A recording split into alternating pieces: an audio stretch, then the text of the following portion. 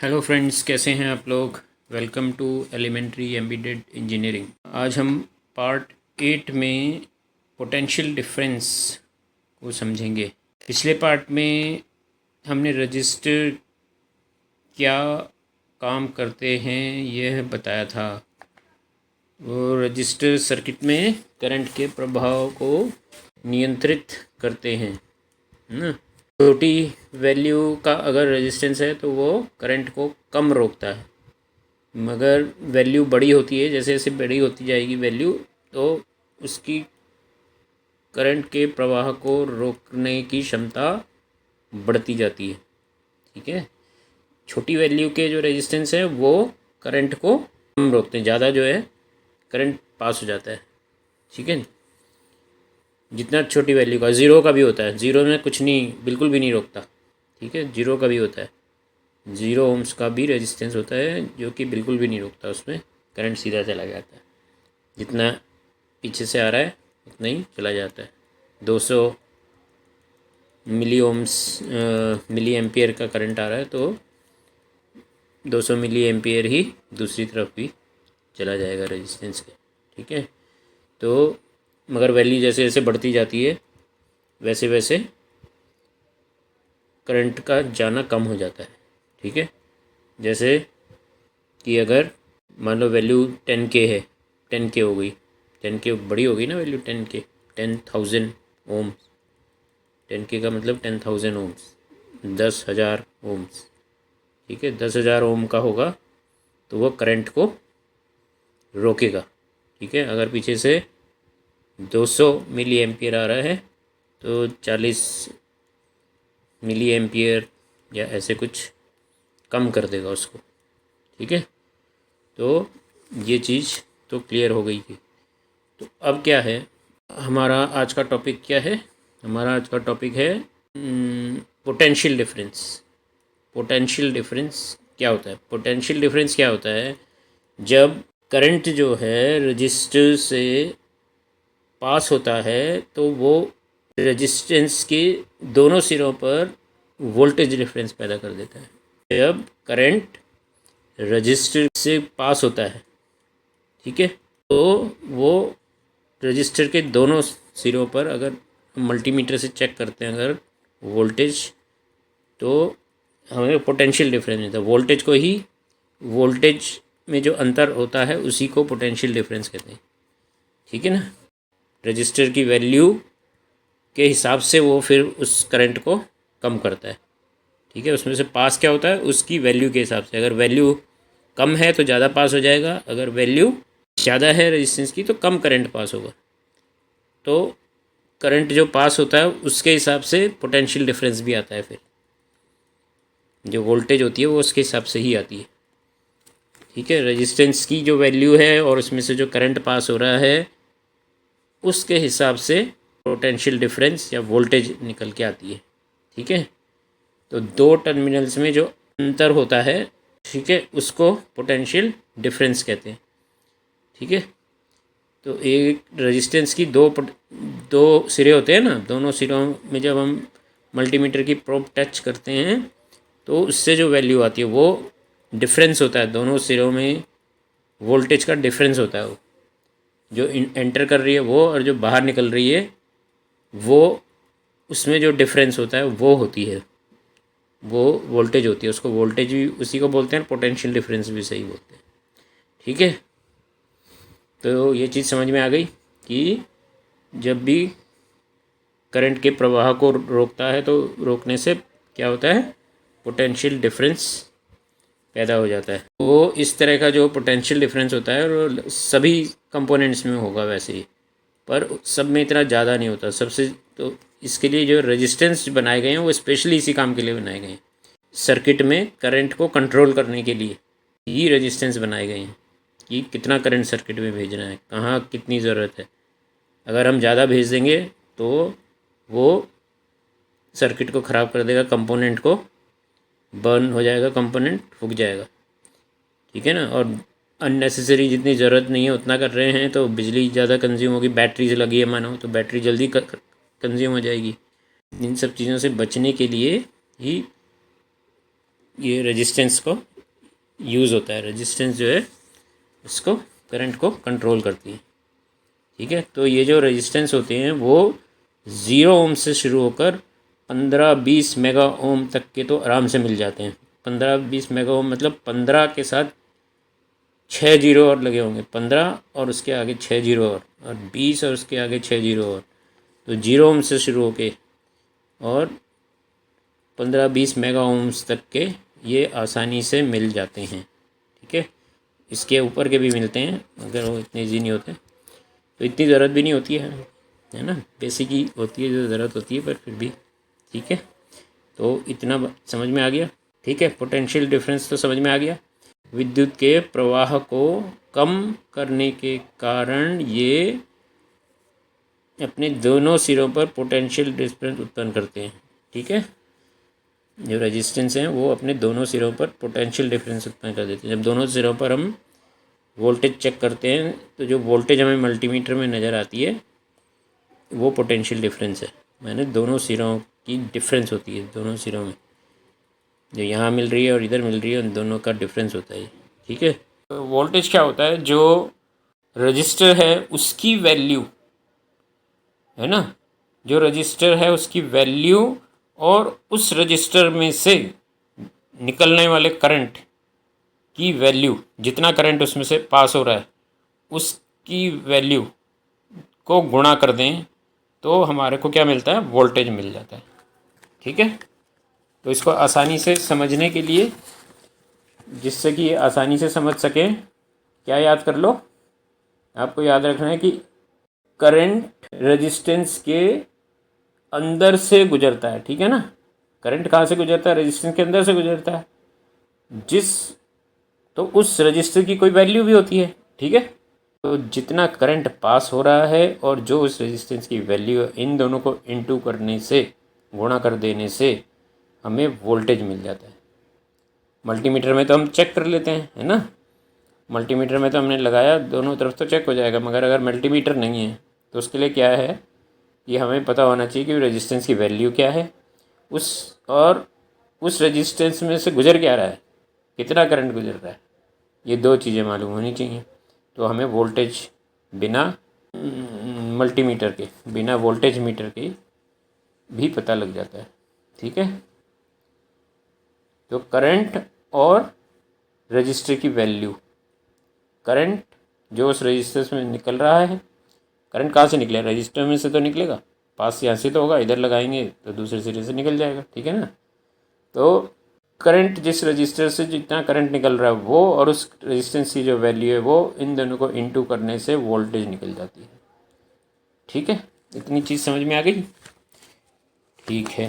तो अब क्या है, इस चीज़ को समझने के लिए मैं आपको थोड़ा सा एक प्रैक्टिकल जो मैंने खुद किया है आपको दिखाता हूँ, समझा देता हूँ। क्या है, 200 ये जो हमारे पास एक सप्लाई है, ठीक है। ये हमने एक सप्लाई बनाई थी ना, हमने ट्रांसफार्मर से सप्लाई बनाई थी, ट्रांसफार्मर और डायोड से, वही सप्लाई। और उसको आप देखना चाहते हो तो आप एलिमेंट्री एम्बेडेड इंजीनियरिंग के पार्ट सेकंड में जो है आपको ये देखना पड़ेगा, उसमें आपको पावर सप्लाई बनाई है हमने, कैसे बनाई थी वो दिख जाएगी, ठीक है। तो वहाँ पे भी उसको भी रेफ़र कर सकते हैं। तो यही है, अभी ये सप्लाई हमने जो है 200 मिली एम्पियर की एक सप्लाई बनाई है, ठीक है। 200 मिली एम्पियर और 22 वोल्ट हमें इसमें मिल रहे हैं, ठीक है। कि इनमें रेजिस्टेंस को लगाएंगे, इस सप्लाई के दोनों सिरे हैं ना, दोनों, एक नेगेटिव है एक पॉजिटिव है, ठीक है। ये वाला पॉजिटिव हो गया, ये वाला नेगेटिव है, रेड वाला ये पॉजिटिव है, ये जो ब्लैक वाला है ये नेगेटिव है। तो रेजिस्टेंस का एक सिरे को हम किसी भी एक उस पर लगा लेते हैं, ठीक है। एक सिरे को रेजिस्टेंस के एक सिरे को सप्लाई के पॉजिटिव या नेगेटिव कहीं भी जोड़ लेते हैं, ठीक है।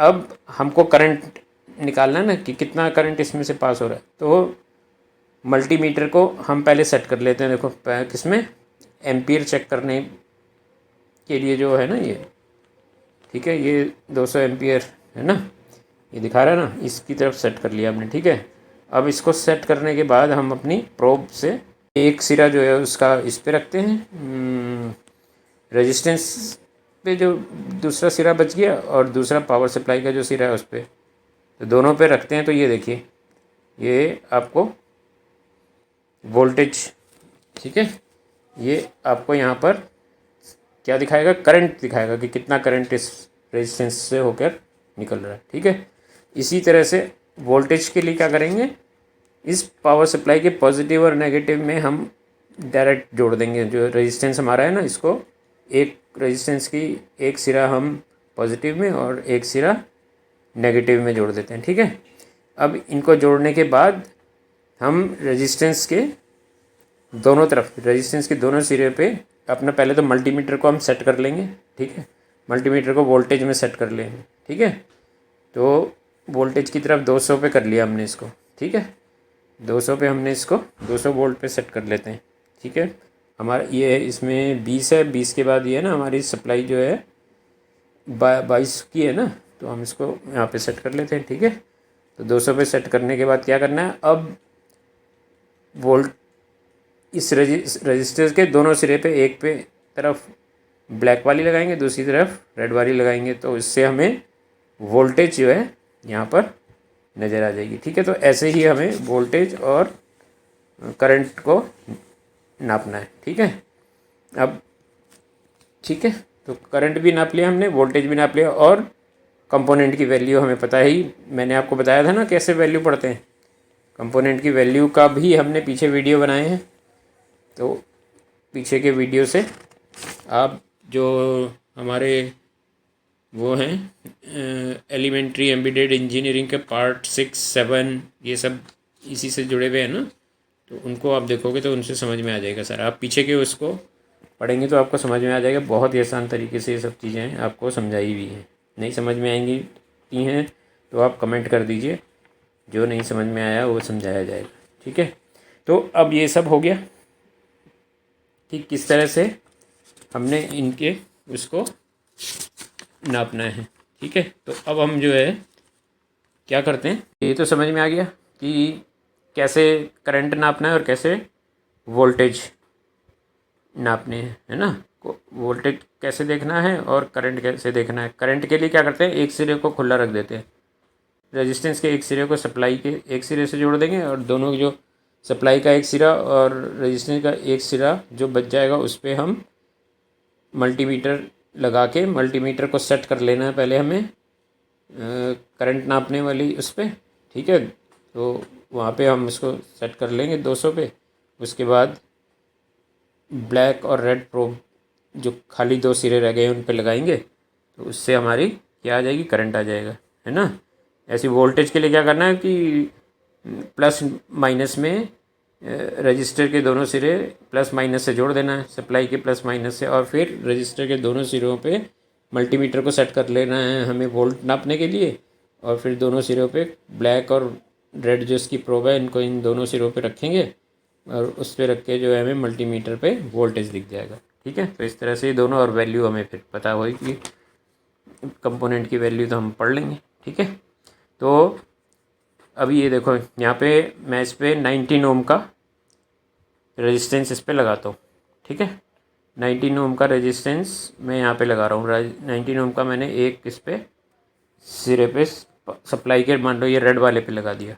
ठीक है, इस रेड वाले पे मैंने 19 ओम का रेजिस्टेंस लगा दिया एक सिरा। ठीक है, अब क्या करता हूँ मैं, ये देखो अब ये मैंने अपना मल्टीमीटर सेट कर लिया एम्पियर चेक करने के लिए, करंट चेक करने के लिए। ठीक है, तो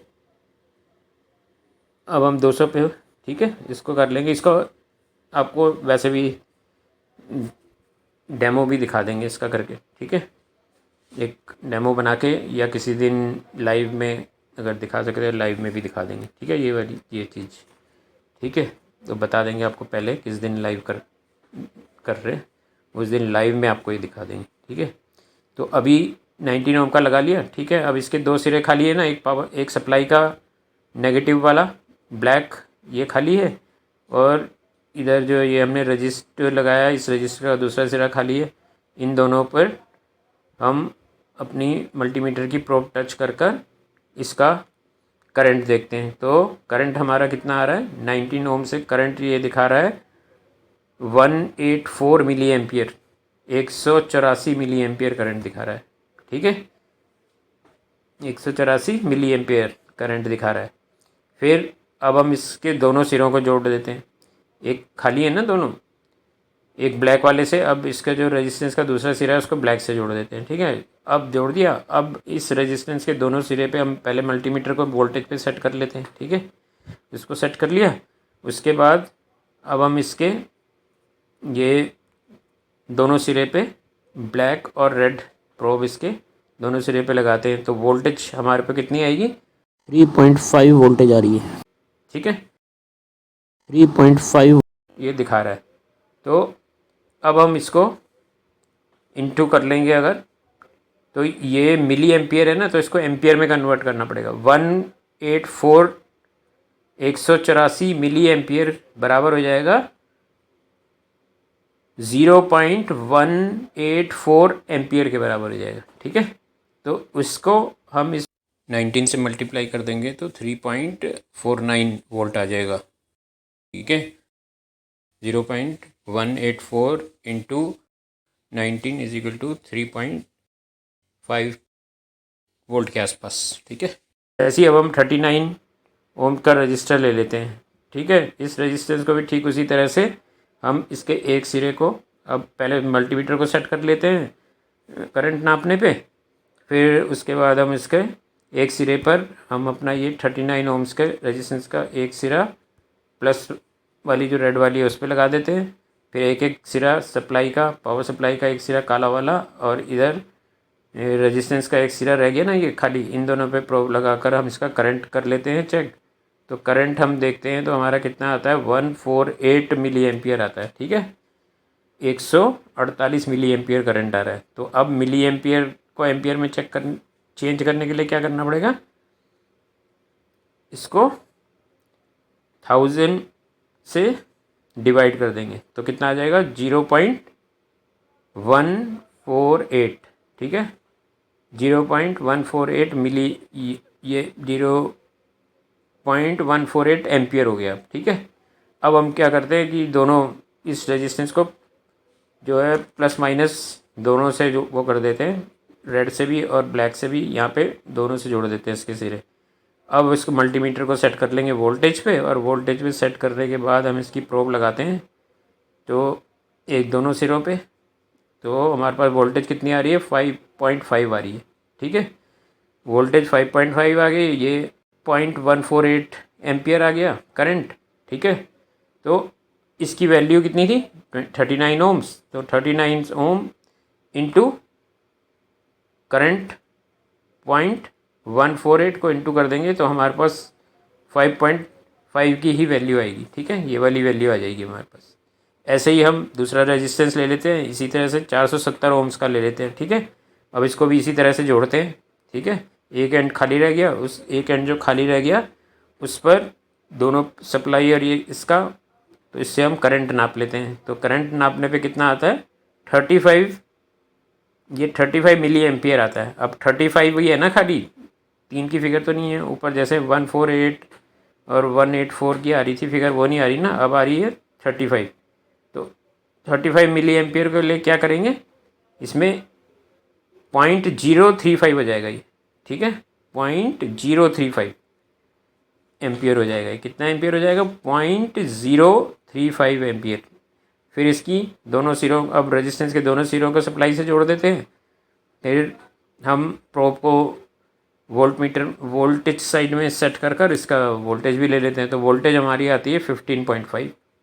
ठीक है, अब इसको चेक करने के लिए क्या करेंगे, जो हमारे एम्पियर आए हैं ना, उन एम्पियर को 0.035 एम्पियर को 470 ओम्स से इंटू कर देंगे तो उसकी वैल्यू हमारे को कितनी आएगी, 15.5 आएगी। ठीक है, ठीक है, तो ऐसे ही हम अगला ले लेते हैं। अगला हम 10K ओम का ले रहे हैं रेजिस्टेंस। ठीक है, 10K ओम का रेजिस्टेंस को भी फिर वैसे ही एक सिरा छोड़ के एक को सप्लाई पे लगा दिया।